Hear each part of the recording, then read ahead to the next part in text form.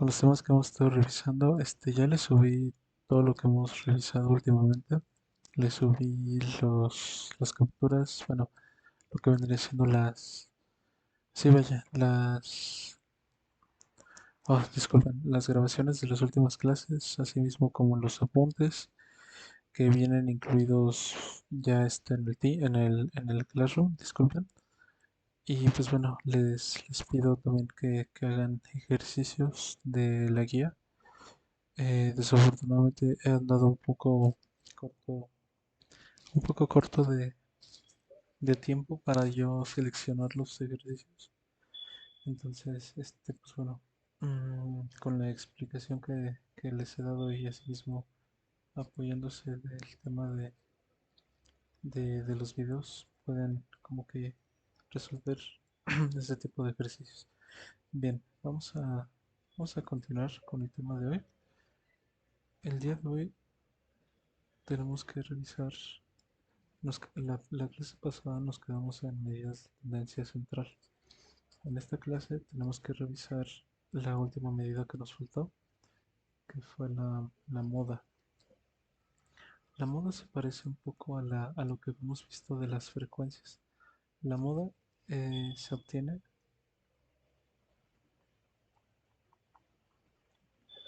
se obtiene, eh, o bueno, lo que es la moda es el dato en una serie, en una secuencia o en una serie de datos que se repite con más,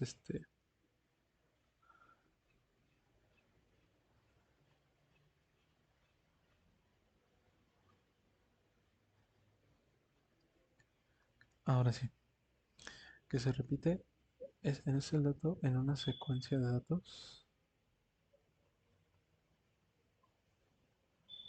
que se repite con mayor frecuencia. Acuérdense que era la frecuencia. En este caso, por ejemplo, veamos, veamos un ejemplo. Digamos que queremos obtener la moda. Vamos a verlo así.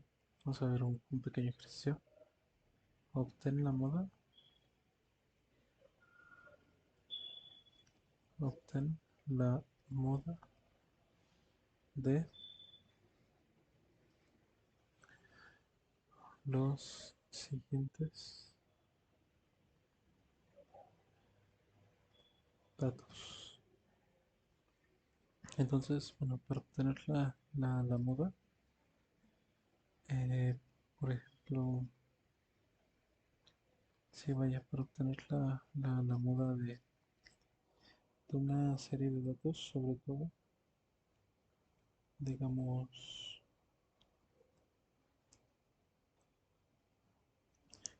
vamos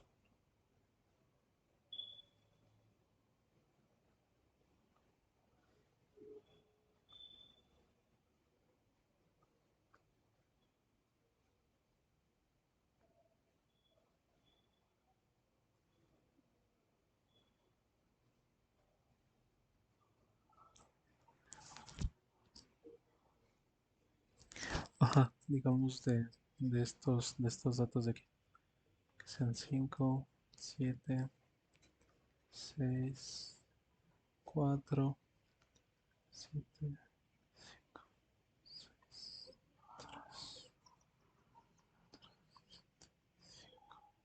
4 5. Nos dan esta secuencia de datos. Nosotros lo que tenemos que hacer es obtener la moda. Entonces, fíjense, vamos a poner aquí los datos. Vamos a hacer una tablita. Vamos a poner datos y la frecuencia con la que se repite. La frecuencia. Y de datos, vamos a poner los números. Tenemos al número 3, al número 4, al número 5 y al número 6 y al número 7. Tenemos que ver cuántas veces se repitió cada número. Por ejemplo, el número 3 se repitió una única vez. El número 4 se repitió una, dos, tres veces. El número 5 se repitió una, dos, tres, cuatro veces. El número 6 se repitió dos veces. Y el número 7 se repitió una, dos, tres veces. Entonces, si se dan cuenta, el dato que se repitió con mayor frecuencia fue el 5, repitiéndose cuatro veces. Entonces, el dato que se repite con mayor frecuencia, que en este caso es el 5, es la moda. Entonces, la moda es el 5. Y ya, eso es todo con el tema de la moda. Entonces, recuerden, moda se encarga de buscar un dato que se repite con mayor frecuencia. La mediana se encarga de encontrar el dato que está justo a la mitad de la serie de datos. Lo que vendría siendo la media se encarga de encontrar un promedio de todos los datos, un promedio para todos los datos. Esas son las medidas de tendencia central. Finalmente, vamos a ver algo que se llama probabilidad, lo que es la probabilidad. La probabilidad. Y para ello tenemos que revisar algunos conceptos de qué es la probabilidad. La probabilidad se da a partir de nosotros hacer algunos tipos de experimentos, de algunos tipos de eventos. Digamos que existen sobre todo y principalmente dos tipos de eventos. Eventos de tipo que le llaman aleatorio, eventos o sucesos determinísticos, perdón. Espera un segundo.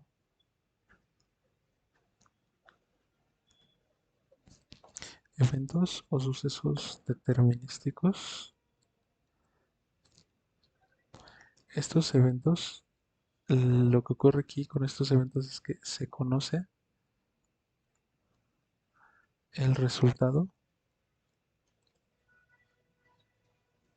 final de ese evento.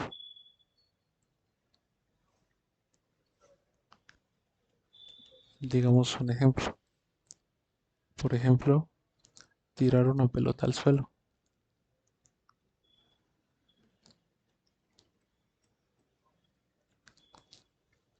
De este evento se conoce cuál es el resultado final. Tirar una pelota al suelo resultará en la pelota rebotando en la dirección contraria al golpe del suelo, o en pocas palabras, rebotando. Existen los otros tipos de eventos que son los que nos interesan en probabilidad, que son los eventos aleatorios. Eventos o sucesos aleatorios. A diferencia de los eventos determinísticos, los eventos aleatorios no se conoce cuál será el resultado final. No se conoce a ciencia cierta o no se conoce certeramente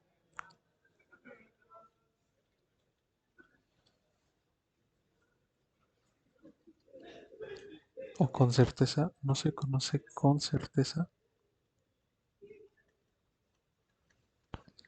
el resultado final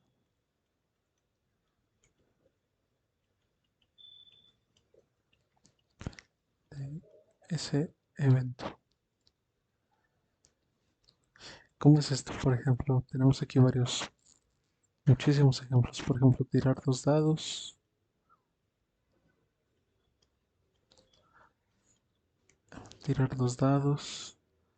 Por ejemplo, incluso de tirar un dado ya no se conoce. Tirar una moneda al aire.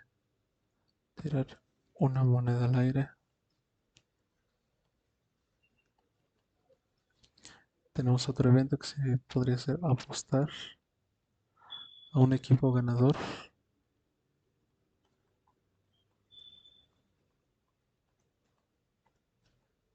A un equipo de fútbol. Sería la correcta. A un equipo de fútbol. Todos estos son eventos aleatorios o determinísticos de los cuales no se conoce cuál va a ser el resultado después de que estos ocurran. Entonces, después de esto, tenemos lo que es la noción de la probabilidad. Al no saber nosotros qué va a ocurrir, al no saber nosotros qué es lo que va a pasar después de ese evento queda completamente al azar. Son situaciones de azar. Bueno, sí, me imagino que en algún momento ustedes han hecho eso de tirar un volado, de jugar piedra, papel o tijera, o incluso de jugar, bueno, también el famosísimo Chinchambú. Cualquiera de estos tipos de juegos donde dejamos todo al azar, pues bueno, son eventos aleatorios. No se sabe qué va a ocurrir o qué va a ocurrir como resultado final de ellos. De aquí justamente tenemos algo que se llama la definición de probabilidad.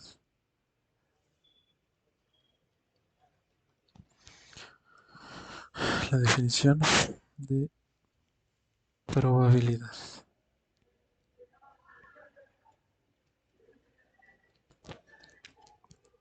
Y en la definición o noción de probabilidad tenemos que para un, vamos a ponerlo así, para un experimento aleatorio,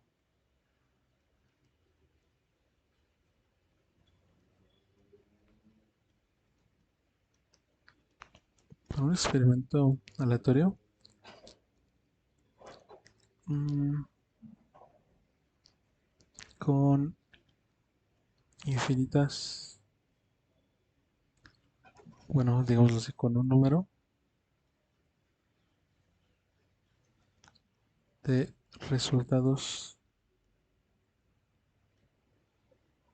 infinito,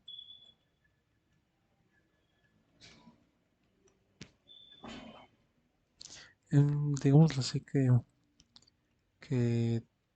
se, se puede conocer,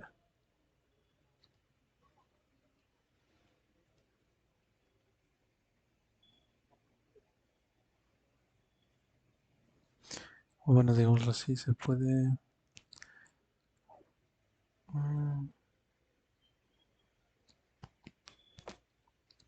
mm, para un experimento aleatorio con un número de resultados infinito, eh, se pueden dar resultados favorables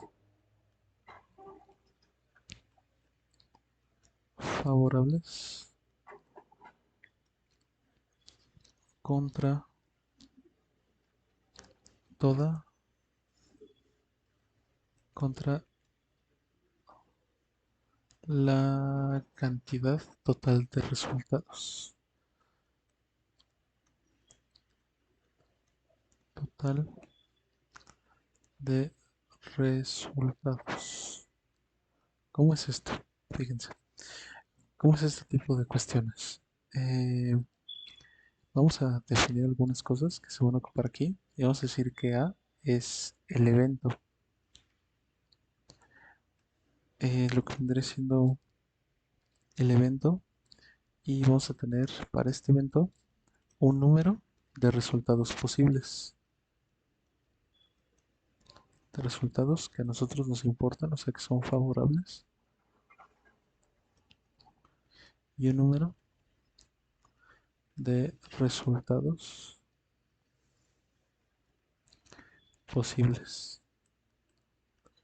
Y esto se pone en una fórmula. Esta fórmula es P paréntesis A. ¿Y esto qué quiere decir? P paréntesis A, toda esta paréntesis quiere decir probabilidad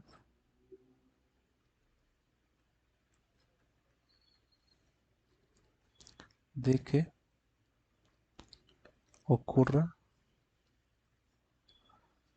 A. Y A es nuestro evento, que nosotros queremos que sea el evento favorable, digámoslo así. Entonces la probabilidad de que ocurra justamente viene dada por el número de eventos, bueno, de resultados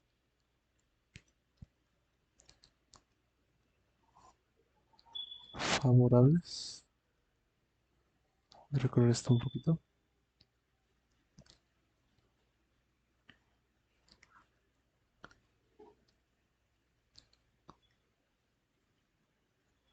El número de eventos o de resultados favorables entre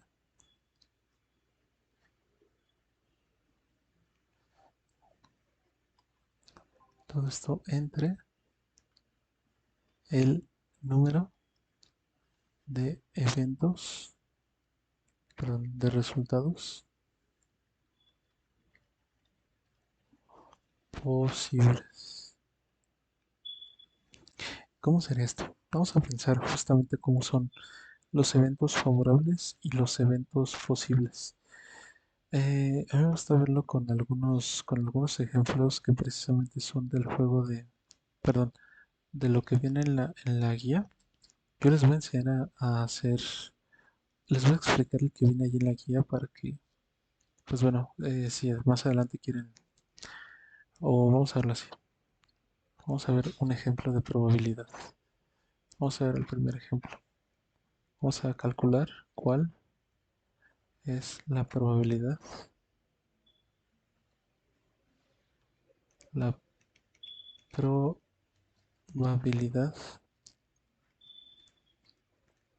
de que en una baraja española,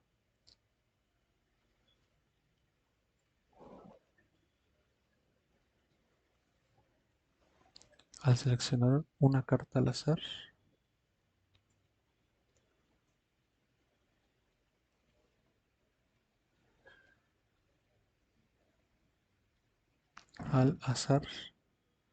esta sea de espadas. Ese es lo que vendría siendo nuestro ejercicio. Déjenles enseño una baraja española para que la vean. Tenemos aquí 12 cartas y tenemos 4 juegos de cartas. O sea, en total tendríamos 12 de monedas, 12 de copas, 12 de espadas y 12 de bastos. O sea, un total de 48 cartas. Tenemos 48 cartas posibles. Entonces nuestros resultados favorables serían de estas 48 cartas. Tenemos la posibilidad de que alguna de ellas, al seleccionarla, sea de espadas. Y ese número de eventos favorables justamente sería este 12 de aquí. O sea, tenemos 12 resultados favorables. Y ahora resultados, el número total de resultados posibles estaría dado por el total de cartas. De todas estas cartas, favorablemente tendríamos 12 para elegir que sean de espadas, pero en sí tenemos un total de 48 en todo el mazo.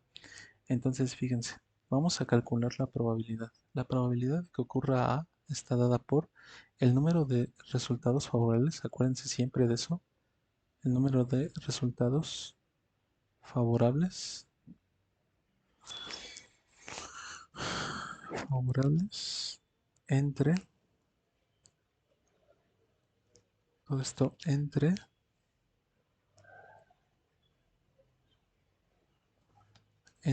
el número de resultados posibles.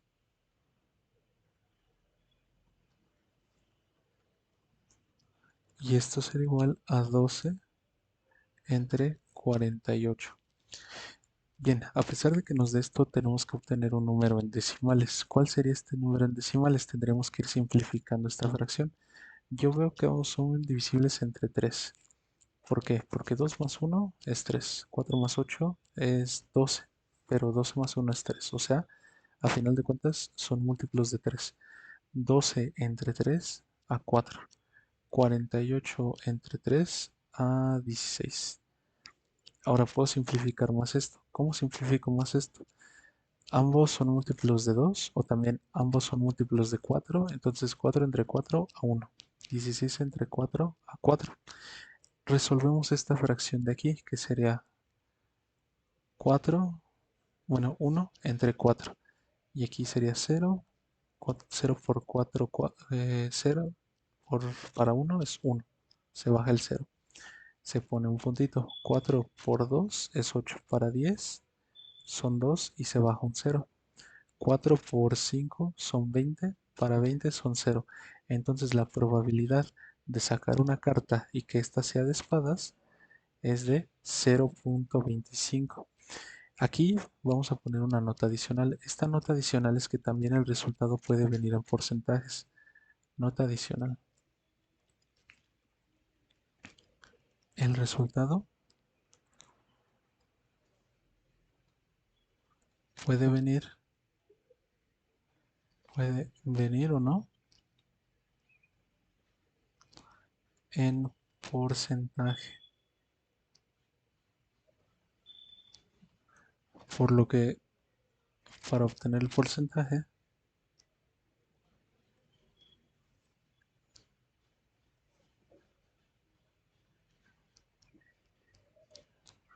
el porcentaje se multiplica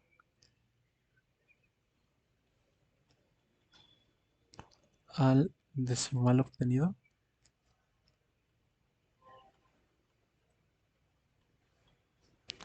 por 100.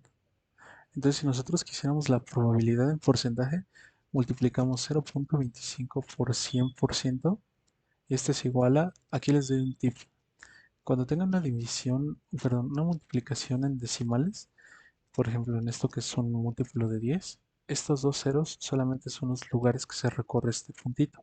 Entonces, este puntito se recorre uno, dos lugares al ser multiplicado por este 100, y eso nos da 25%. Les doy este tip porque fíjense cuánto me voy a tardar si lo hago manualmente. 0 por 5, 0, 0 por 2, 0, 0 por 0, 0, 0 por 2, 2, 0 por 5, 5, 0, 0 por 2, 0, 0 por 0, 0. Y ahora 1 por 5, 5, 1 por 2, 2, 1 por 0, 0, 0, 0, 5, 2, 0. ¿Dónde está el punto? Dos lugares después hacia la izquierda, entonces está aquí, que es lo mismo que 25, que solamente ver los ceros y recorrerlos aquí. Entonces, ese es un tip para que se ahorren mucho tiempo y justamente lo tengan para contestar más preguntas en su examen. Bien, chavos.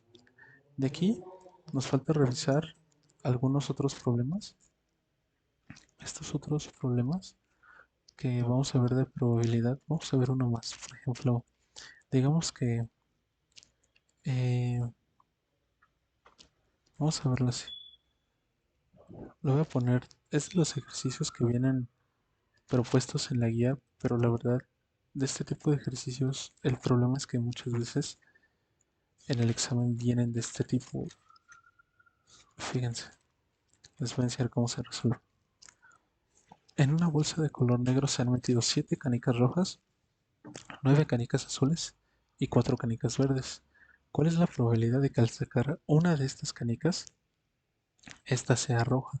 Entonces, fíjense, en la bolsa de color se han metido 7 canicas rojas. O sea, adentro de la bolsa hay 1, 2, 3, 4, 5, 6, 7. Vamos a ponerlas un poquito más separadas. 1, 2, 3, 4, 5, 6, 7. Y dice que tenemos 9 azules. 1, 2, 3, 5, 6, 7, 8, 9 azules. Y luego tenemos 4 verdes. Tenemos 1, 2, 3, 4 verdes. Y nos dice cuál es la probabilidad de que al sacar una, o sea, al tomar una al azar, esta sea de color rojo. Vamos a ver cómo sería. Vamos a poner aquí un contorno negro para dar a entender que es la bolsa en la que están contenidas las canicas. Esta bolsa está amarrada. Y fíjense, ¿cómo sería entonces para sacar la probabilidad? Si nosotros metiéramos la mano en esta bolsa, de la cual no conocemos el contenido, no lo vemos, no sabemos qué nos vamos a encontrar, tenemos que ver cuáles son los resultados favorables para nosotros. ¿Cuáles serían esos resultados favorables? Ah, bueno, pues ningún otro más que justamente ver cuál es la que queremos sacar. La que queremos sacar es roja. Entonces, fíjense, vamos a definir nuestro evento. Nuestro evento sería sacar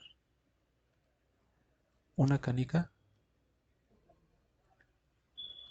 y que sea y que sea roja. Ese es nuestro evento. Nuestro número de resultados favorables debemos de ver cuántas canicas hay que sean rojas. Nuestro número de resultados favorables va a estar dado por la cantidad de canicas rojas que tenemos. ¿Cuántas canicas rojas hay? Hay 7 canicas rojas. Tenemos una muy buena chance de que sacar una y que sea roja.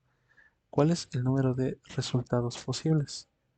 ¿Cuánto es el número de resultados posibles? Pues sería el número de resultados posibles serían todas las canicas que hay en la bolsa, que hay 7 9 son 16, hay 20 canicas en la bolsa. Entonces, para calcular nuestra probabilidad, sería el número de resultados favorables, que es 7, entre el número de resultados posibles, que son 20. Tenemos que hacer esta división. Y si fíjense, nos está dando un porcentaje. Entonces, hacemos 7 entre 20. 20 se multiplica por 0, se baja el 7 y se añade un 0. Ahora que sería 20 para 70, son, son 3. 3 por 0, 0. Para 0 son 0. 3 por 2, 6. Para 7, 1 y se baja el 0. 20 para 100 son 5. 5 por 0, 0. 5 por 2, 10. Entonces nuestra probabilidad sería del 0.35. Pero ¿qué creen? Lo quieren en porcentaje. Entonces lo multiplicamos por 100. Y esto nos daría entonces una probabilidad del 35%. Aquí está. 35%. Bien, hasta aquí alguna duda, chicos. Hasta aquí alguna pregunta que tengan. ¿Todo quedó bien? ¿Todo se entendió? ¿Sí me entendieron? ¿No se cortó la llamada a lo largo de mi explicación?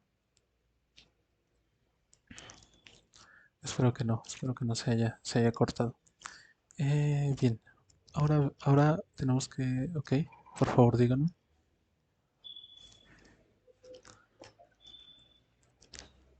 Mm,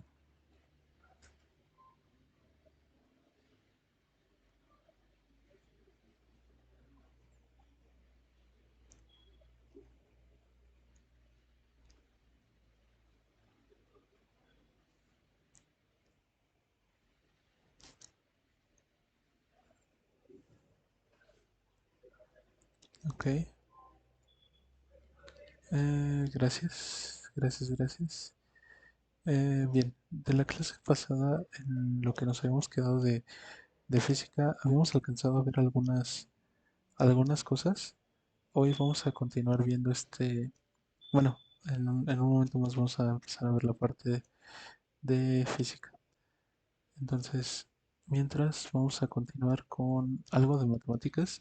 Fíjense, nos quedan 2 clases, pero a mí me gustaría iniciar con este tema y tratar de acabarlo para la siguiente, para que nos sobre tiempo de si llegan a tener alguna duda, que me puedan preguntar. Pues bueno, ya casi es su examen, chavos, ya está en la puerta, ya faltan para algunos 2 semanas, para otros 3 semanas, pero ya está prácticamente en puerta. Entonces es importante que ustedes mismos por su cuenta estén estudiando para que cualquier duda que tengan, pues me digan. Entonces, bien, vamos a ver lo que vendría siendo la parte de, ya vimos todo lo de probabilidad, es lo que nos vamos a topar de probabilidad en el examen. Ya vimos también cómo hacer un histograma, ya vimos también cómo hacer una gráfica. Entonces nos falta ahora revisar el último tema ¿cómo se llama? De matemáticas, que es el tema de probabilidad, perdón, no es probabilidad, es el tema de geometría, tema de geometría. Yo sé que muchos llegan a batallar con geometría, unos no tanto, otros más, pero la geometría siempre es difícil por los temas que involucra saber de geometría. Vamos a empezar con algunas definiciones muy sencillas. Vamos a ver la definición de lo que es un punto, lo que vendría siendo un punto. Digamos que vamos a ponerlo así, un punto, un punto es una representación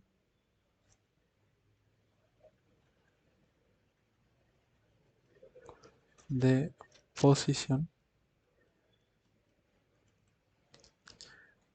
caracterizada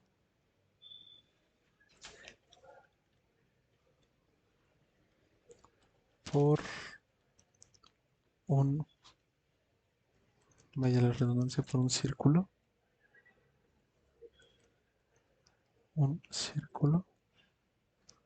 que carece de diámetro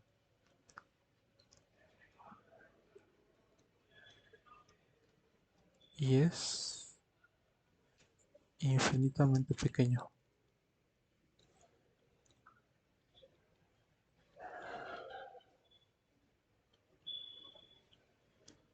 Eso es un punto. O sea, un punto puede ser, por ejemplo, esto de aquí. Y a pesar de que ustedes digan, ah, pues ahí se ve que sí tiene forma, bueno, que sí tiene diámetro, ¿no? Que sí tiene dimensiones, pues no. O sea, aquí estoy representando este lugar de aquí, pero mi punto no tiene un diámetro como tal, es muy pequeño, solamente estoy señalizando un punto. Vamos a ver ahora lo que es una recta o lo que es una línea. Vamos a ver lo que es una línea. Una línea, o la definición de lo que vendría siendo una línea, es una sucesión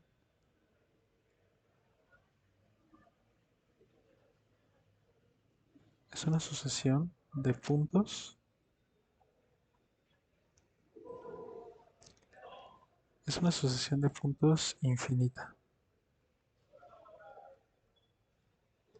¿Cómo es esto? Por ejemplo, si yo tuviese un puntito aquí, al lado le pongo un puntito, al lado le pongo un puntito, luego otro puntito, luego otro puntito, luego otro puntito, sin dejar espacio entre ellos, sin dejar espacio entre estos puntitos y siendo muy chiquitos, a final de cuentas veríamos lo que vendría siendo una línea de este estilo.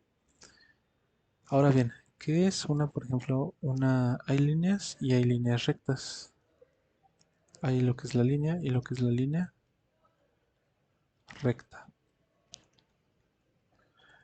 La línea recta es lo mismo, casi lo mismo que la línea. Es una sucesión de puntos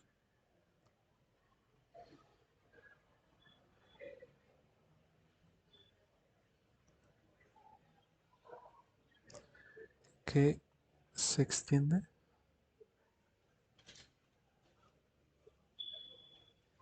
infinitamente,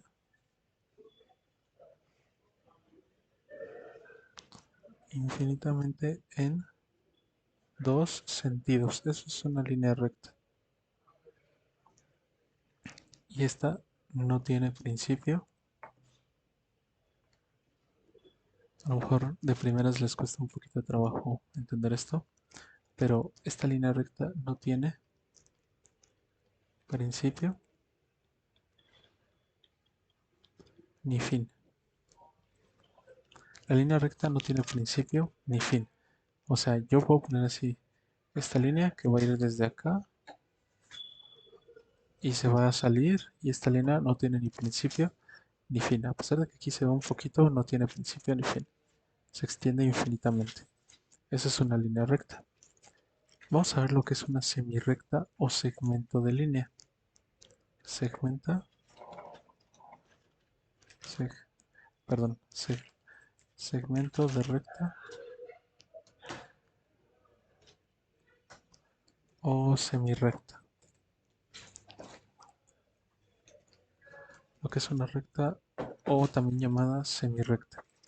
Una semirrecta es un pedazo delimitado.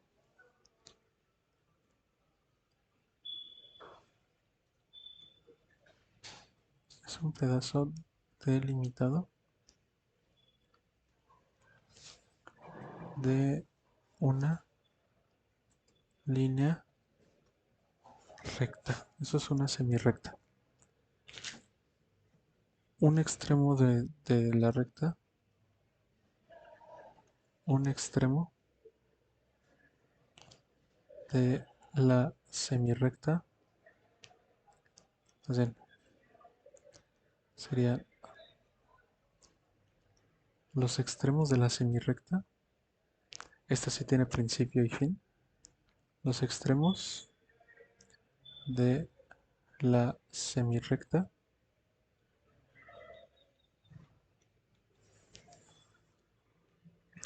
se nombran con letras. Entonces, ¿cómo es esto de que los extremos de la semirrecta se nombran con letras? Es así, fíjense. Tienen aquí este pedacito de una recta. Y este pedacito de una recta está delimitado aquí por la letra A y aquí por la letra B. Es hasta donde llegan. Entonces nosotros hablamos que la línea va de A hasta B. Entonces ponemos que la línea va de A hasta B. Y para especificar que es un segmento de línea, le ponemos una línea encima. Así. ¿Y cómo se lee esto? Esto se lee la semirrecta, la semirrecta AB. ¿Vale? Eso es lo que significa. Ahora bien, mm, vamos a revisar nada más lo que es el plano, lo que vendría siendo el plano, y ya empezaríamos ahora sí con los temas prácticos. El plano es una superficie geométrica, superficie geométrica,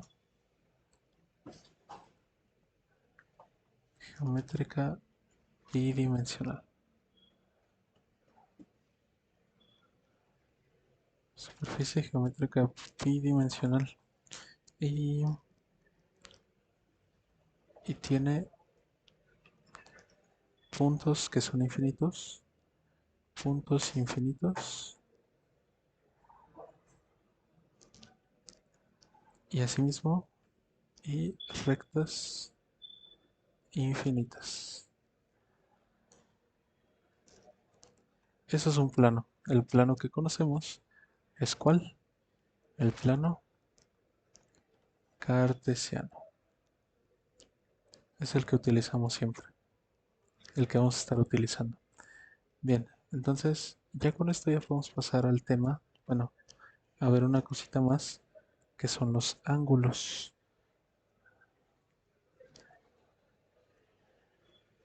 Son los ángulos. ¿Qué es un ángulo? Un ángulo es la abertura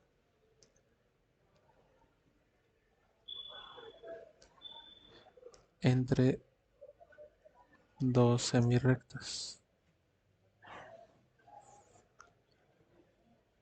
El ángulo es la abertura entre dos semirrectas y el punto donde se juntan o el punto donde se abren,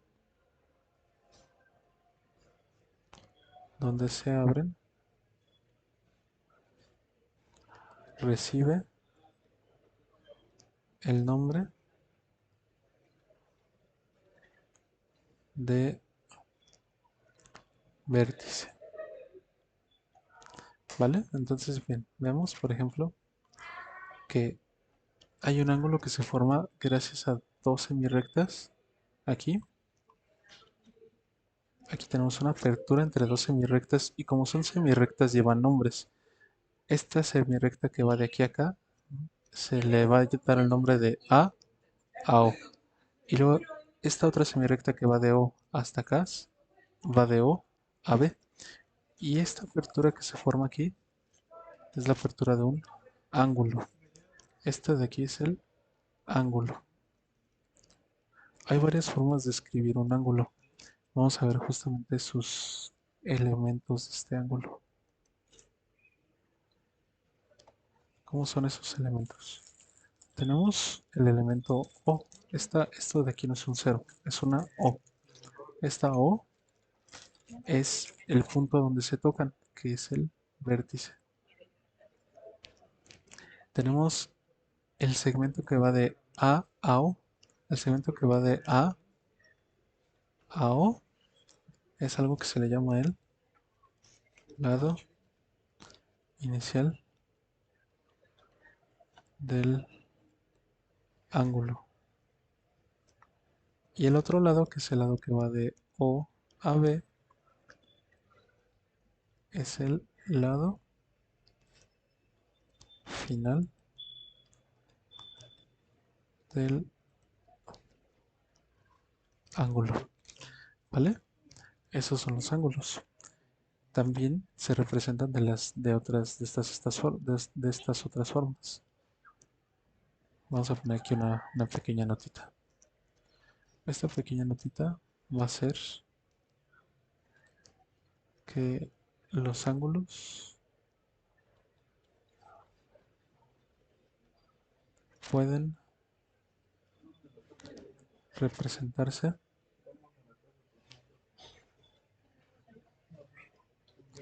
de la siguiente forma.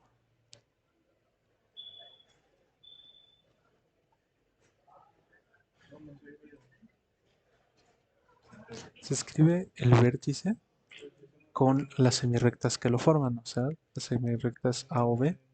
Se escribe también un triangulito así, que es el vértice, o el ángulo con las rectas que lo forman B o A. O también se escribe de esta forma. También se puede escribir únicamente el vértice que está en O. Son las tres formas de escribirse O también. Esta es una. Y la otra es con letras griegas. Con letras del alfabeto griego. Y esas letras del alfabeto griego son las siguientes. Este de aquí, que es como un pececito, así.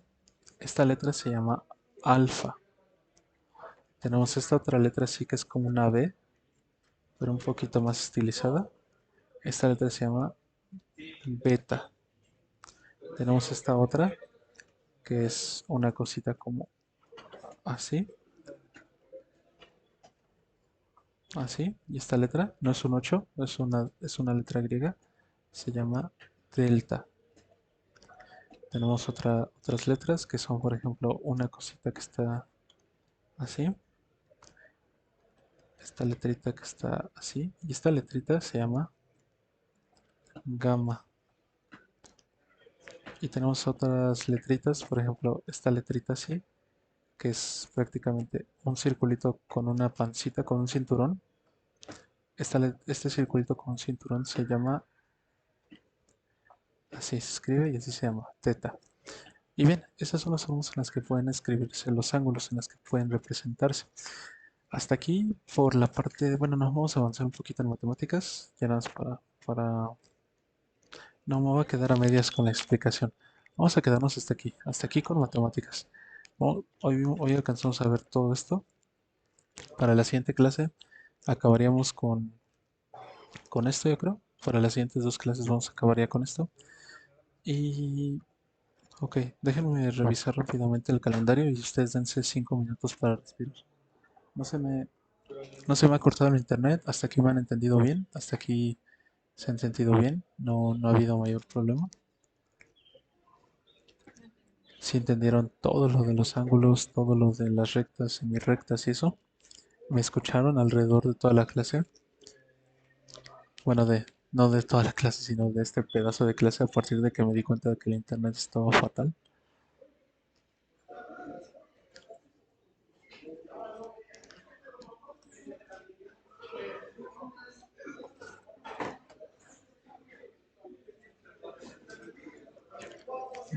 Vale, muchas gracias. Vamos a ver. Ah, sí, sí, de nada, Axel. Ah, aquí, sí, iba a checar el calendario. Aguántenme.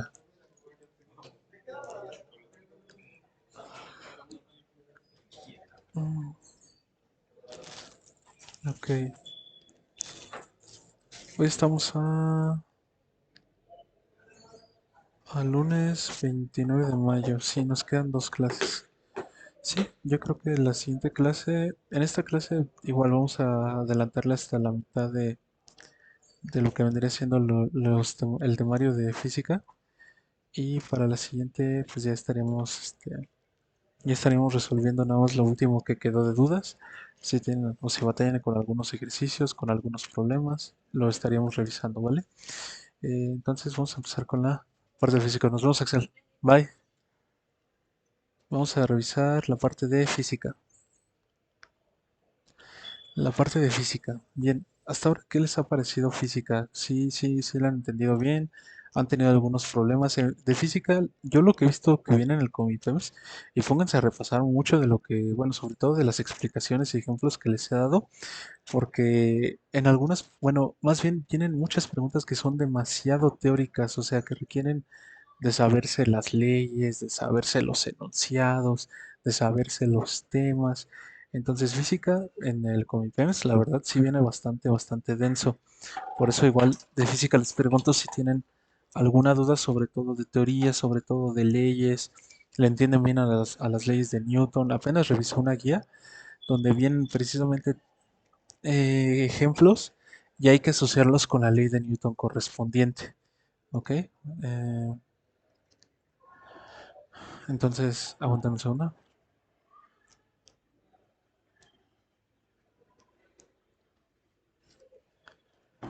Aguántame un segundo.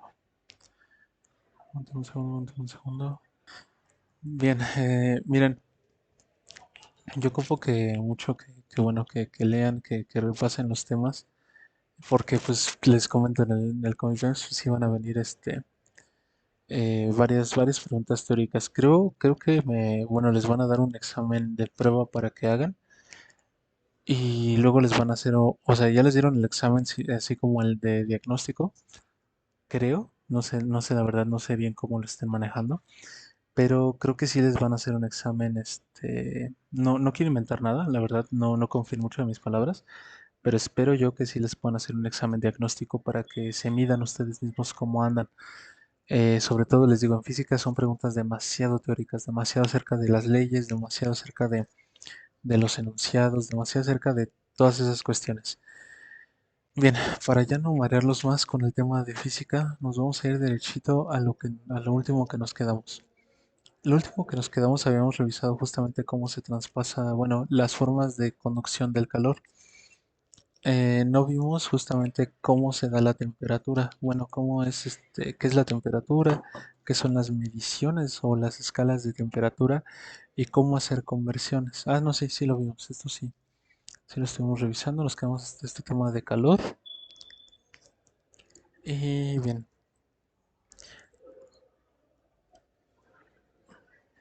un segundo, un segundo, un segundo, un segundo. Ok, nos quedamos en calor. Desafortunadamente, aquí hay algunos temas que cuestan demasiado entenderlos, pero desafortunadamente van a venir o pueden venir en su examen. Y estos temas que les comento son dos que en particular cuestan un poquito de trabajo comprenderlos, pero voy a tratar de ponérselos de una forma muy sencilla. Lo que vendría siendo, vamos a ver algo que se llama la capacidad calorífica o capacidad calórica. Se llama capacidad calórica, calórica o calorífica.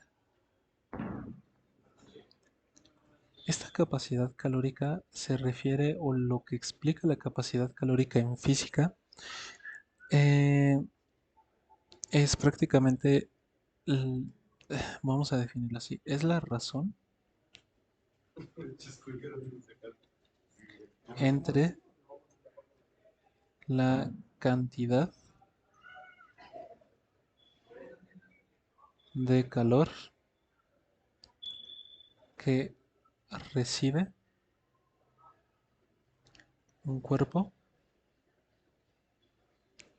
y su cambio de temperatura. ¿Cómo es esto? ¿O a qué se refiere esto? Está dada por una fórmula. Pero antes de entrar en la fórmula, vamos a entender un poquito de qué se trata esto de la capacidad calórica.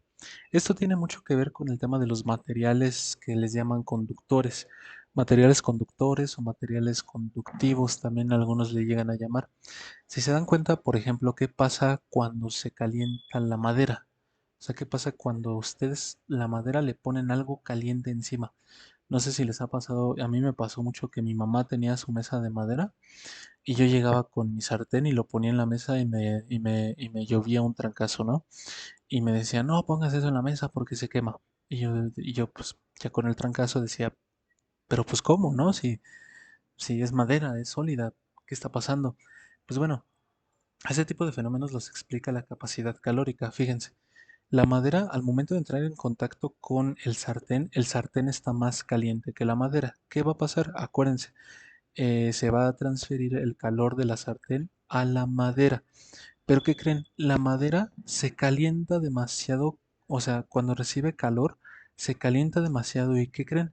Prefiere quemarse, la madera prefiere quemarse antes de poder conducir el calor. Ok, vamos un poquito más lento.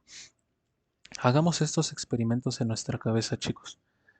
Imagínense justamente esto que les estoy comentando. Llegan ustedes con una sartén bien caliente de unos bisteces o de unos tacos o de unas quesadillas que se acaban de hacer y lo ponen sobre la mesa de madera de su mamá. No se imaginen el golpe de su mamá. Imagínense lo que pasa en la mesa. Se empieza como a medio a quemar. Empieza como a escuchar así, psh, así como un sonido de quemación y aparte ven que pues empieza a arder, ¿no? La madera, o sea, recibió una cantidad de calor y eso provocó un cambio en su temperatura muy brusco. Pero ahora, ¿qué pasa si ustedes llegaran y pusieran el mismo sartén con los mismos bisteces, las mismas quesadillas, con lo mismo que estaban cocinando y lo ponen sobre una mesa o una superficie de metal? ¿Qué creen que pasa? ¿El metal se empieza a quemar? No, si ustedes, por ejemplo, quitan luego la sartén, o sea, o la quitan después de un determinado tiempo, van a sentir que sí, en efecto, está caliente la mesa, pero no se ha quemado. O sea, no ha logrado quemarse la mesa. A eso se le conoce justamente como la capacidad calórica o la capacidad calorífica. ¿Cómo se expresa esa fórmula? ¿Cómo se explica esa fórmula? De la siguiente manera, tenemos una C que es de capacidad calorífica y es Q2 menos Q1 entre, bueno, sería realmente nada más Q entre T2 menos T1. Vamos a ver de esta fórmula qué significa cada cosa. C significa capacidad calórica. Capacidad calórica o calorífica, como les guste llamarlo. De ambas formas es correcto.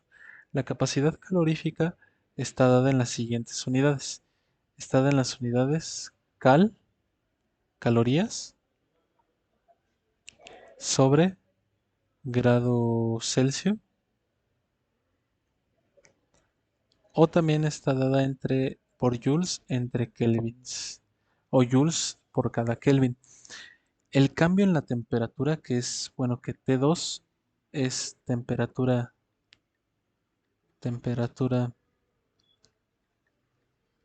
final, está dada ya puede ser en grados Celsius o en grados kelvins. La temperatura 1 es la temperatura inicial, o sea, en qué temperatura estaba inicialmente antes de calentarlo. Temperatura inicial, dada por grados Celsius también o grados kelvins. Y tenemos a nuestra Q, que Q es lo que vendría siendo la cantidad de calor. La cantidad de calor que puede estar dada por joules o bueno, por lo que vendrían siendo calorías o joules. Bien, entonces chicos, esto es lo que vendría siendo la capacidad calórica. Tenemos otro tipo de concepto parecido que va de la mano mucho con la capacidad calórica y ese otro concepto se le llama calor específico. El calor específico. Lo que es el calor específico. ¿Cómo se da el calor específico? ¿O qué es el calor específico? Y ojo, esto puede ser pregunta de examen. Esta definición puede ser completamente una pregunta de examen. Y ahí les va lo que vendría siendo el calor específico. Es la cantidad de calor es la cantidad de calor necesaria para elevar un gramo, un gramo de una sustancia o de un material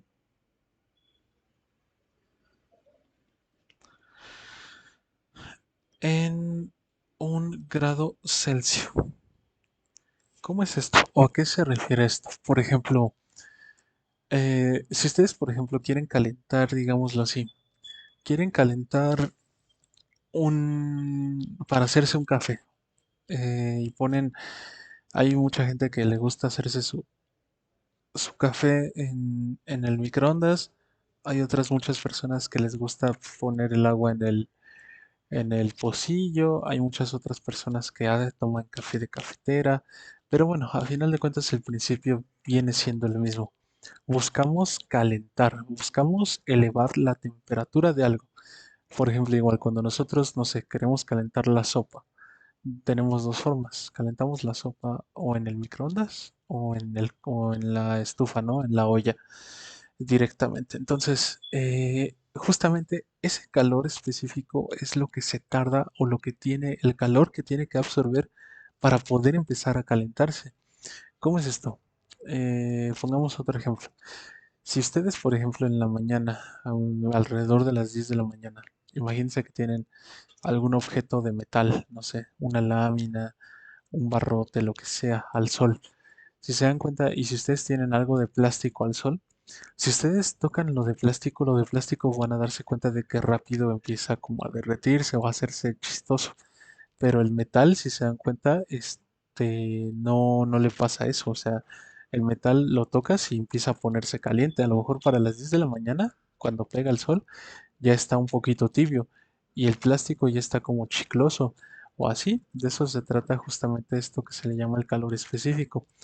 Y este calor específico está dado por lo siguiente.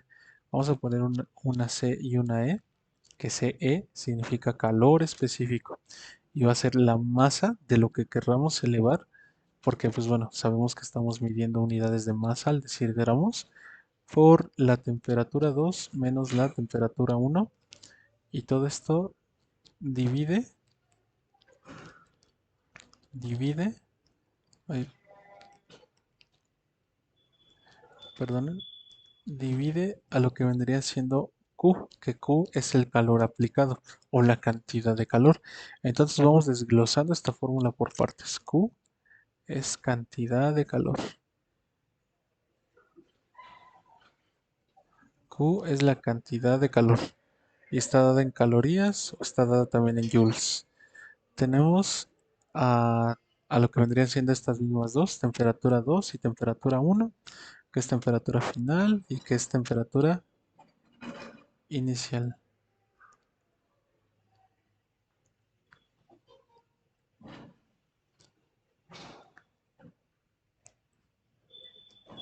Por temas de practicidad, solamente lo voy a copiar aquí.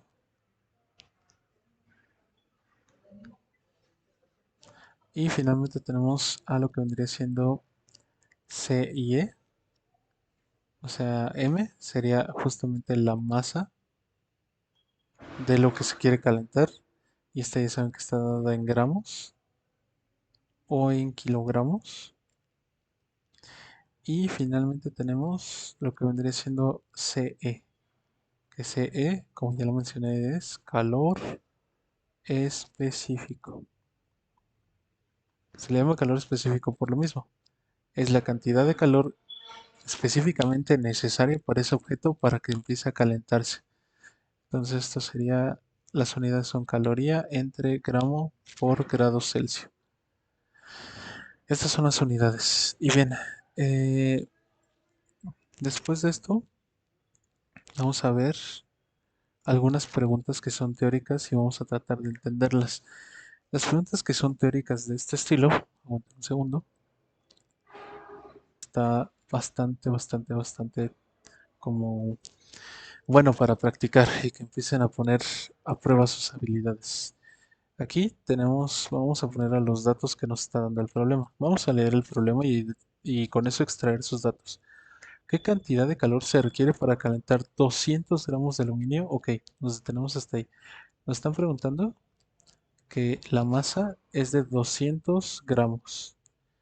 Y dice, ¿para qué cantidad de calor se requiere para calentar 20 gramos de aluminio de 20 grados Celsius a 30 grados Celsius? Entonces ahí nos detenemos y vemos que la temperatura 1 es de 20 grados Celsius y la temperatura 2 es de 30 grados Celsius.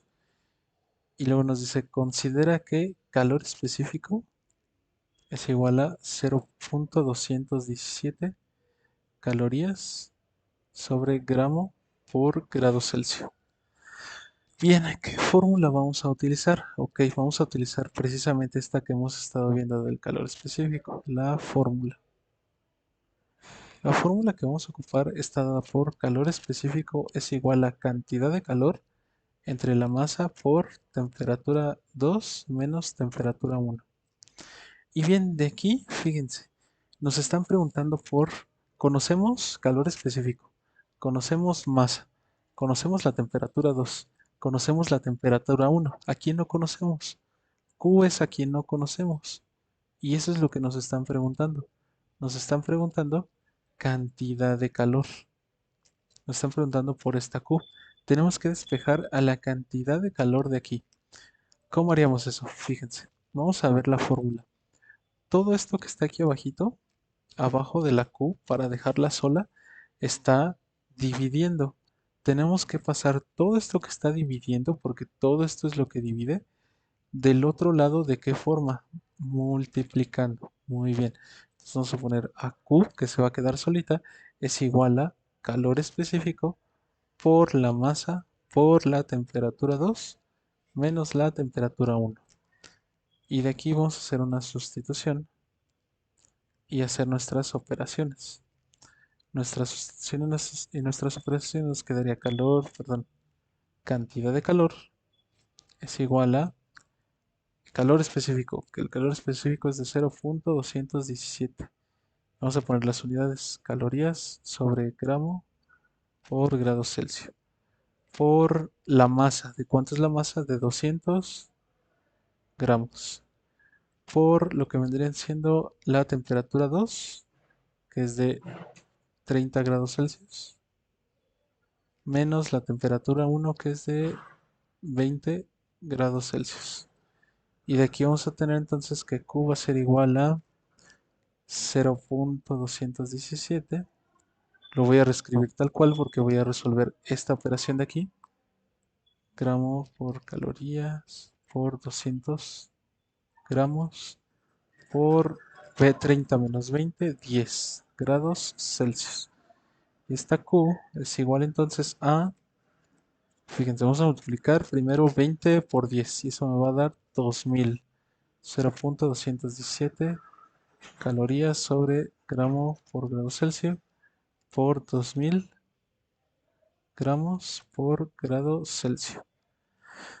2000, 2000, 2000 gramos por grado Celsius. Y ahora tenemos que hacer esta multiplicación. 2000 por 0.217. 0.217. 7 por 0, 0. 7 por 0, 0. 7 por 0, 0. 7 por 2, 14. 1 por 0, 0. 1 por 0, 0. 1 por 0, 0. 1 por 2, 2. Y luego sería 2 por 0, 0. 2 por 0, 0. 2 por 0, 0. Y 2 por 2 es 4. Y finalmente hacemos 0 por 0 es 0. 0 por 0 es 0. 0 por 0 es 0. Y 0 por 0 es 0. Hacemos toda esta suma, es 0, es 0, es 0, es 4, es 3 y es 4. ¿Dónde nos queda el punto decimal? Aquí hay 3 lugares, 1, 2, 3 lugares. Entonces nuestro resultado, que vamos a poner aquí abajito, nuestro resultado va a ser igual a que la cantidad de calor, o sea la Q, es igual a... fíjense cómo están las unidades, chavos. Las unidades, aquí les voy a explicar un hack muy rápido. Si se dan cuenta, este de aquí Este de aquí es como si fuesen unas fracciones.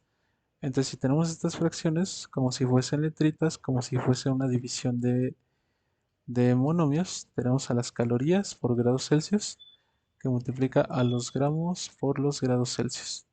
Y esto de aquí es como si fuese una multiplicación de fracciones. Se pone el uno aquí abajito y se multiplica calorías por gramos por grados por gramos por grados Celsius. O sea, caloría, gramo, grados Celsius. Y abajo nos queda gramo, grado Celsius. ¿Se acuerdan lo que les dije en matemáticas? Les dije que letra arriba con letra abajo se eliminan. Letra arriba con letra abajo se eliminan y nos quedan solitas las calorías. Entonces, el resultado serían 434. ¿Qué cosa? Calorías. Y ya, ese sería el resultado del problema y vemos que justamente viene aquí el resultado. Está un poquito raro el problema, la verdad. Yo lo veo como muy extraño que que vengan ese tipo de cuestiones, este tipo de problemas.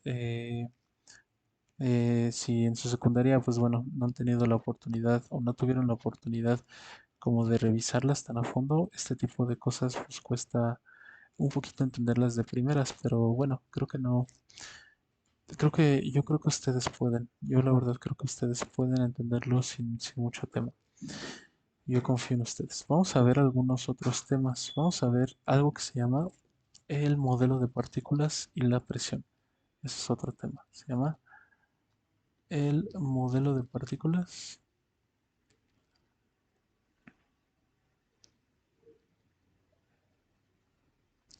y la presión. Bien, ¿cómo es esto de la presión? La presión.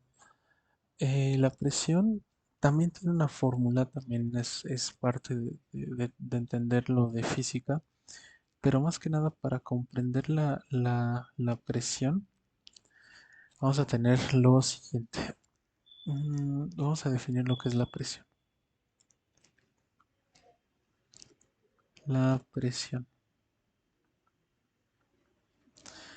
No sé si les ha pasado, chavos, que algunos de sus familiares mayores o ustedes mismos con sus familiares menores, con los chiquitos, sobre todo los que son hermanos mayores y tienen hermanos chiquitos, aquí me comprenderán, que pues bueno, muchas veces uno llega a bullear a su hermano, ¿no?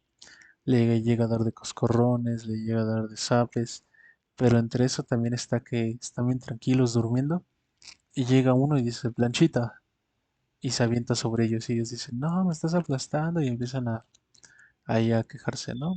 O a jugar, dependiendo.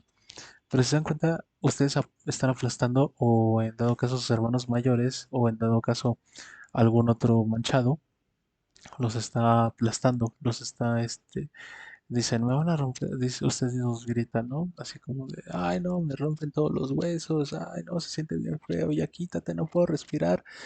¿Y por qué pasa eso? Bueno, curiosamente, eso lo explica la física. Y eso que explica la física lo explica mediante algo que se llama la presión.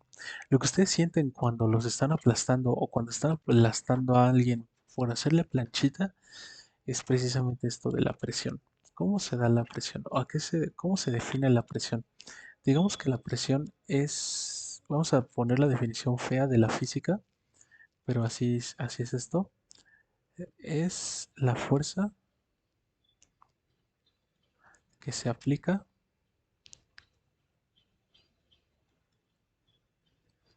en un área. ¿Cómo es esto? Sus hermanos mayores o ustedes como hermanos mayores, eh, si se dan cuenta, su cuerpo abarca un área. Ya han de haber visto como bueno, de todas formas en matemáticas lo tenemos que repasar, pero por ejemplo, cómo calcular distintos tipos de áreas, el área del círculo, el área del triángulo, el área del cuadrado, el área del rectángulo, etcétera, etcétera, etcétera, ¿no? Y si se dan cuenta, nosotros, por ejemplo, cuando acostamos en una cama, la cama que es un rectángulo. ¿Y esa cama que tiene una superficie? Y nosotros abarcamos parte de esa superficie, por lo que nosotros, las personas, también tenemos una superficie. Entonces sus hermanos tienen un área, vaya, ellos mismos conforman un área, abarcan una cierta cantidad de espacio. Entonces la presión se define con una letra P mayúscula y es la relación que existe entre la fuerza sobre el área. P es la presión y la presión está dada por unas unidades que se llaman pascales. PA es de pascales. Un señor que se llamaba Pascal. De hecho, hay una persona que lleva su apellido, que se llama Pedro Pascal, a lo mejor lo conocen, quienes han visto la serie de The Last of Us lo conocen, interpretó a un muy buen personaje. Y un Pascal, o los pascales, equivalen a Newton sobre metro cuadrado, ¿vale? Esos son los pascales. Bien, ahora, ¿qué podemos obtener de aquí? ¿O qué podemos hacer de aquí? Pues la fuerza. Ojo, para nosotros las personas, si se dan cuenta, aplicaría algo que está también dado en newtons. ¿Qué sería ese dado en newtons también? ¿El qué? El peso, ¿se acuerdan? El peso también está dado en newtons. La presión también puede ser peso sobre área. Entonces, presión, y aquí podemos tener fuerza o peso, que esto puede ser fuerza o peso, y esta fuerza o peso va a estar dado siempre en newtons. Ahora bien, tenemos al área, a la A, que es área. Y el área va a estar dada en metros cuadrados. ¿Ok? Eso es lo que es la presión. Ahora bien, tenemos algunos diferentes tipos de presión. Esos diferentes tipos de presión que tenemos sería, por ejemplo, una presión que se le llama la presión hidrostática. La presión. Bueno, pero antes de pasar a otro tema, vamos a ver un ejemplo de presión, utilizando precisamente el concepto de los hermanos mayores y de los hermanos menores. ¿Cómo sería este concepto de los hermanos mayores o de los hermanos menores? Fíjense, es bastante divertido. Javier es aplastado por su hermano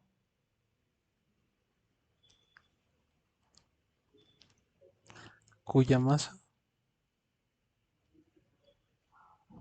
cuya masa es de, vamos a poner que su hermano está bastante pesado y Javier está en una situación bastante incómoda. Digamos que el peso de su hermano es de unos 50 kilogramos. Bueno, la masa de su hermano es de unos 50 kilogramos. Y vamos a preguntar, ¿cuál es? Ah, espera. Y abarca un área, digamos que su hermano está un tanto grande, que abarca un área de 1.5 metros cuadrados. Ese es nuestro problema. Entonces, fíjense, conforme vamos leyendo el problema, nos van dando los datos. Los datos que tenemos para este problema es la masa. Tenemos la masa es de 50 kilogramos. Tenemos el área y el área es de 1.5 metros cuadrados. Y nos están pidiendo... eh, me faltó la pregunta. Me faltó lo más importante que es la pregunta. La pregunta que nos dice, cuál es la presión? ¿Cuál es la presión que experimenta, que experimenta Javier? Entonces, aquí vamos a poner de datos, la masa es de 50 kilogramos, que es lo que nos están dando. El área que abarca su hermano es de 1.5 metros cuadrados y nos están preguntando por la presión. Bien, si se dan cuenta, nosotros tenemos entre los datos a una masa, a un área y a una presión, pero en nuestras fórmulas anteriores no tenemos masa en ninguna de las dos. Para esto es lo que yo les digo, chicos, es importante recordar lo que es el peso. La fórmula que vamos a utilizar, primero tenemos que conocer el peso. Y el peso es que masa, ¿por qué? Por gravedad. Y después de conocer el peso, ahora sí podemos conocer la presión. Y la presión utilizaríamos que sería el peso sobre el área. Vamos a ver hacer nuestra sustitución y operaciones. Nuestra sustitución empezaría con el peso. Entonces haríamos peso es igual a la masa, que es de 50 kilogramos, por la gravedad. ¿Cuánto vale la gravedad? 9.81 metros sobre segundo al cuadrado. Ahora bien, ya que tenemos esta sustitución, tenemos que hacer la operación 50 por 9.81 metros sobre segundo al cuadrado. 50 por, o así, más cómodo, 9.81 por 50. 0 por 0, 0 por 1, 0, 0 por 8, 0, 0 por 9, 0. Ahora, 5 por 1, 5, 5 por 8, 40, llevamos 4. 5 por 9, 45 y 4 que llevamos 49. Y que sería 0, 5, 0, 9, 4. ¿Cuántos puntos decimales? 2. Entonces, el peso de su hermano, fíjense, está bastante pesado. El peso del hermano, el peso del hermano de Javier es de 490.5 newtons. Está bastante pesado, o sea, sí, pobre Javier sí le está sufriendo. Ahora bien, vamos a ver cuál es la presión que experimenta. La presión estaría dada por el peso, que es el que acabamos de tener anteriormente, 409.5 newtons, entre el área, que es de 1.5 metros cuadrados. Y vamos a hacer esta operación. 490.5 entre 1.5. Acuérdense, cuando tenemos decimales en las divisiones, sobre todo en la parte que en el divisor, lo que tenemos que hacer es quitarlo recorriéndolo hacia la derecha. Pero eso va a involucrar que este punto también lo recorramos hacia la derecha. Entonces hacemos, ¿cuántas veces cabe el 15 en el 90, en el 49? Cabe 3 veces. 3 por 5, 15. Para 19 son 4 y llevamos una. 3 por 1, 3 y una que llevamos 4. Para 4 son 0 y se baja el 0. 15 por 2, 2 por 5, 10. Para 10 son 0 y llevamos una. 2 por 1, 2 y una que llevamos 3. Para 4 es 1 y se baja el 5. Entonces sería de 15, 15 por, por 9. 9 por 5, 45. Para 45 son 0. 9 por 5, 45. 9 por 5, no, son menos, son menos. Me emocioné. 15 por 7. 7 por 5, 35. Para 35 son 0. Llevamos 3. 7 por 1, 7. Y 3 que llevamos 10. Para 10 son 0. Entonces, la presión que está experimentando el pobre de Javier, siendo aplastado, el resultado es que la presión que experimenta Javier es de 327 newtons sobre metro cuadrado. O también la presión, acuérdense, newton sobre metro cuadrado equivale a ¿qué? A un pascal. Entonces está siendo aplastado por 327 o está sintiendo la presión de 327 pascales. Bien, ¿hasta aquí alguna duda con este tipo de problemas, chavos? ¿Todo se entiende? ¿Todo queda bien? ¿Sí le entendieron a qué implica estar siendo aplastado por algo, por alguien? Se está experimentando una presión. Entonces, bueno, eso es lo que vendría siendo la presión. Vamos a ver otro concepto, si no tienen ninguna duda. El otro concepto que vamos a ver relacionado a la presión es algo que se le conoce como la presión hidrostática. La presión hidrostática. ¿Cómo es esto de la presión hidrostática?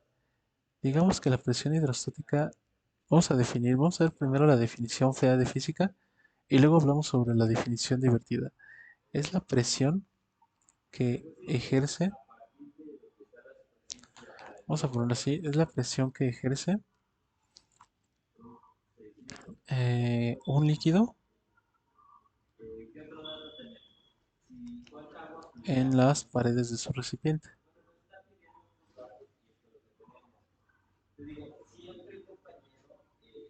las paredes de su recipiente.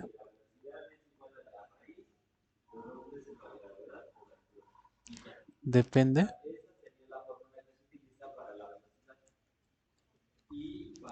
del peso y la densidad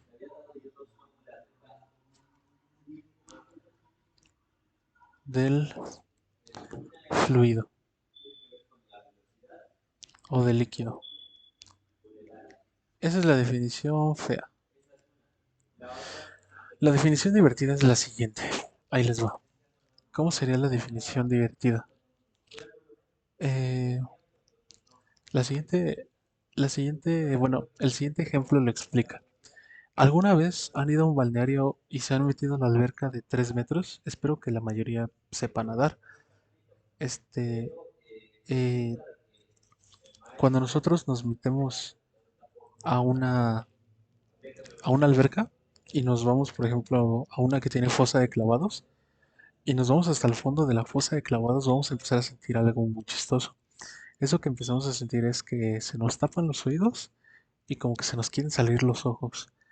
Y sentimos así como que incómodo porque estamos sintiendo justamente estamos sintiendo la presión de ese líquido sobre nosotros. De hecho, si en algún momento en estas vacaciones que van a tener ya próximas llegan a ir a un balneario, van a hacer ese experimento, se van a hundir. Para los que sepan nadar y hacer bucitos, nada más esto es para las personas que saben nadar. Los que no saben nadar, no, de preferencia, no lo intenten, pero los que sí saben nadar, háganlo. Métanse a la alberca, váyanse hasta el fondo de la alberca, empújense hasta el fondo de la alberca y vean lo que se siente. O sea, véanlo, bueno, más bien, sientan la presión, sientan cómo se les tapan los ojos, se les trata de meter el agua por la nariz y los ojos los sienten chistosos. Cuando sientan eso ya, pueden salirse. Quien pueda hacerle frente a esa sensación, experimentela durante un rato más. Quien no, adiós, afuera de la alberca. Y pues bueno, en este caso tenemos la fórmula de la presión hidrostática. La presión hidrostática sería la densidad, acuérdense que esto no es una P, es una ρ de densidad por gravedad por altura. Y de la altura. Y de la altura del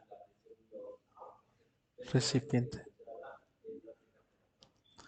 Bien, entonces aquí H es la profundidad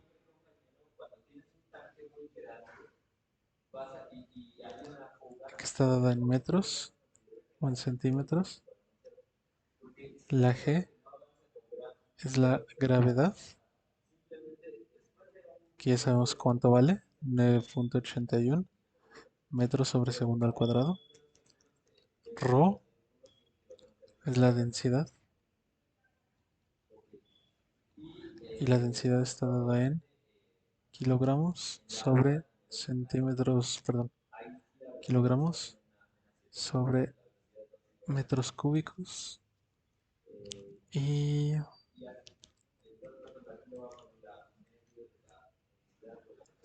y pH o P sub H es lo que se le llama presión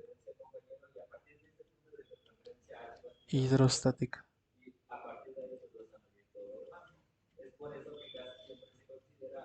dada en también en pascales y nada más.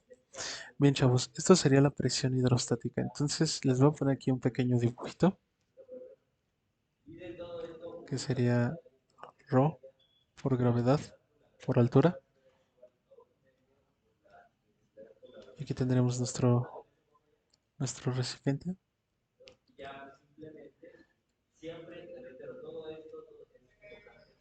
Y este recipiente vamos a borrarle nada más la tapa.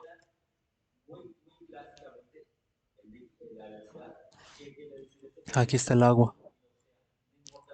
Entonces imagínense que esta agua tiene una altura, una profundidad de aquí hasta acá. y esta es una altura h. Ustedes si están aquí nadando, están aquí abajito, parados, van a empezar a sentir justamente toda esa presión dada por el agua que está cayendo sobre ustedes. Toda esa presión que está sobre ustedes la están sintiendo y es cuando sienten que se les sale el cerebro prácticamente por los lados. Eso sería la presión hidrostática. Hubo una persona que justamente supo utilizar la presión hidrostática a su favor. Eh, Esa persona fue un señor que se llamó Pascal y Pascal propuso algo relacionado a la presión que se llamó el principio de Pascal, ¿vale? El principio de Pascal y el principio de Pascal justamente dice que toda la presión, vamos a ver la definición aburrida, toda la presión, bueno, toda presión, vamos a ponerlo así, toda, toda presión, toda presión ejercida sobre un fluido, ejercida sobre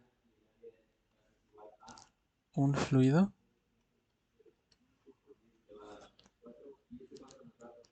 encerrado en un recipiente,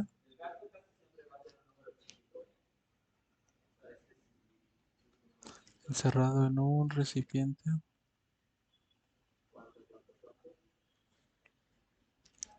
se transmite se transmite igual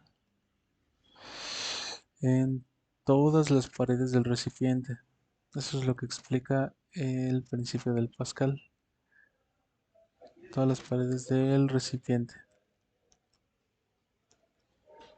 ¿Cómo es eso, chavos? Vamos a imaginarnos lo siguiente. Ahí va la definición, a lo mejor no tan divertida, pero más práctica. Otra vez ocupo que sus cerebros se conviertan en un laboratorio de experimentos y vamos a imaginarnos lo siguiente. Vamos a imaginarnos que estamos, de alguna forma, tenemos una jeringa en las manos y esa jeringa, lo que hacemos es taparle la boquilla, no, no, no de la aguja completamente, sino le quitan la aguja y tapan la boca de la jeringa y la tapan con su dedo y ustedes tratan de apretar el émbolo de la jeringa. Si se dan cuenta, no lo pueden ni bajar. Si su dedo está bien apretado contra la jeringa y ustedes tratan de bajar la jeringa no baja. Por más que ustedes le den la jeringa, no baja. Mejor primero empieza a salirse ajá, vaya, por los extremos de su dedo que vaya, a aplastarse. Ese principio se aplica mucho, por ejemplo, en dos cosas. En una cosa que es el gato hidráulico, y el gato hidráulico proviene de una máquina llamada la prensa hidráulica. Y asimismo también se aplica, por ejemplo, si ustedes quieren construir un robot de jeringas como este de aquí. Ay, disculpen, no me había dado cuenta de que detuve hace un rato la grabación para poner esta imagen. Pero bueno, en su mayoría me la pasé dibujando esto. Me la pasé dibujándoles precisamente cómo se dan estos experimentos. Les explicaba acerca de esto. Esto de aquí, fíjense, son máquinas, son prensas hidráulicas. ¿Por qué son prensas hidráulicas? Porque están comprimiendo este líquido y la fuerza se está transmitiendo de igual forma en todas las paredes de la jeringa a lo largo de la manguera hasta que llegan a su destino. Por ejemplo, aquí vemos que esta jeringa, la que está pintada con amarillo, tiene una presión así en todas las partes que es igual y aquí justamente esa misma presión logra hacer levantar este bracito de acá. Es muy divertido jugar con prensas hidráulicas. Yo les recomiendo que si en algún momento en la prepa o en la misma secundaria les dan chance o les dejan de construir este tipo de máquinas, háganlas y comprendan precisamente lo que es este principio. Bien chicos, por hoy lo vamos a dejar hasta aquí. La siguiente semana continuaríamos con la parte, bueno, con lo de matemáticas y finalizar ya con esto de física. Y estamos entrando en las últimas dos unidades. Entonces, bueno, me ayuda mucho que ustedes sepan, que ustedes lean, que ustedes resuelvan. Y cualquier duda, pues bueno, me la pueden preguntar ya sea por aquí, por el mismo chat que tenemos del canal, o pues en la misma sesión. Entonces, hasta aquí la dejamos por hoy, chicos. Me despido de ustedes. Nos vemos la siguiente. Hasta luego, bonita noche.